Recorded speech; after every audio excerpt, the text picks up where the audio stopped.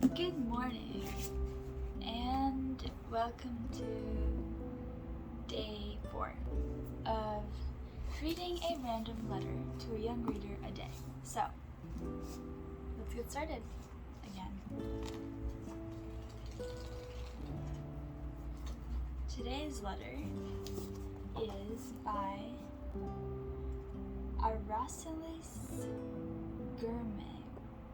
So, Aracelis is the author of the poetry collection Teeth, Kingdom Animania, and The Black Maria, as well as the picture book Changing.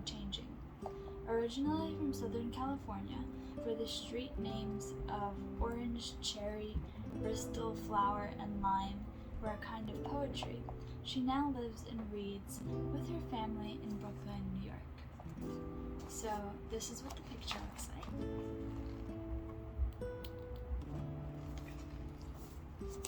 And this is the letter. Dearest you, co-author, planet, reader of meteorites. Because it takes time for even light to travel the distances of our universe, the starlight we see now is from the past. The star, sometimes called the North Star, for example, is so far away that when we look up into its single eye, we are witnessing light emitted hundreds of years ago. There's even a star nicknamed Icarus, whose light astronomers have calculated reaches us from 9 billion breathtaking light years away.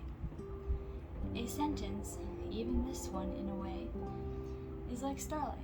It reaches us from a past, and we stand a moment in its messages.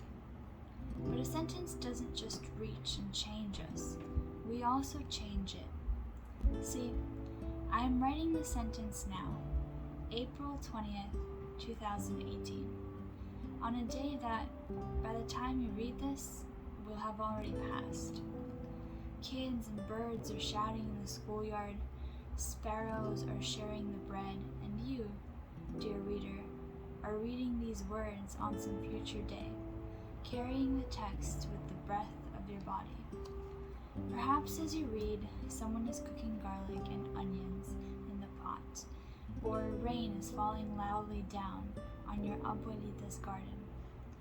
The sentence is a time machine, giving us access to another's presence and histories.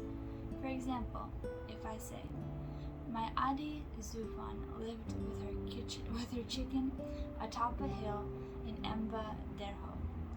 I might picture my grandmother's sister with shining eyes, alone, except for her kitchen, in a hudmo atop a hill. But you might picture your own beloved grandmother, who lives not atop a hill, but in a basement apartment, with one cat and a very old television. Suddenly, you are filling the verbs and page with what you know, and just like that, we become each other's co-makers. With each new reader, the sentence becomes a new version of itself, and so the world. In Sudan, 2008, an asteroid exploded over the Nubian desert. It was dawn.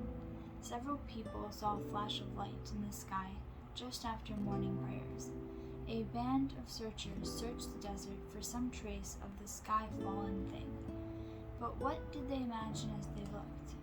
Jewel-light, iridescent space tears, perhaps finding something inside, a tiger, a sleeping peony bush, carers, the voice of Mos Def singing about the moon. However far-fetched, reader, you are the one who helps this dreaming to live a moment in the sunlight of your mind.